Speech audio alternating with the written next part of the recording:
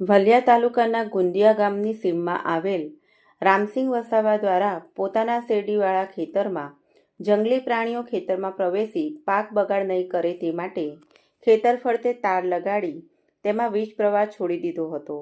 તે દરમિયાન ગત તારીખ 3 ઓગસ્ટથી 4 ઓગસ્ટ સવાર દરમિયાન ગામના સવિતાબેન રાકેશ વસાવા અને પ્રવીણ પ્રભાત વસાવા ભૂલથી આ તારને અડી જતા તેઓને જોરદાર વીજ કરંટ લાગતા બંનેના ઘટના સ્થળે જ કરુણ મોત નીપજ્યા હતા.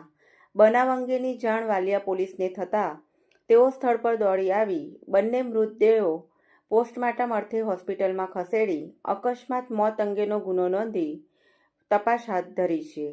અત્રે ઉલ્લેખનીય છે કે મરણ જનાર પ્રવીણ વસાવા વાલિયા પોલીસ મથકે ગ્રામ રક્ષક દળમાં સેવા બજાવતો હતો. તેના આકસ્મિક મોતને પગલે જીઆરડી જવાનોમાં શોકનું મોજું ફરી વળ્યું હતું.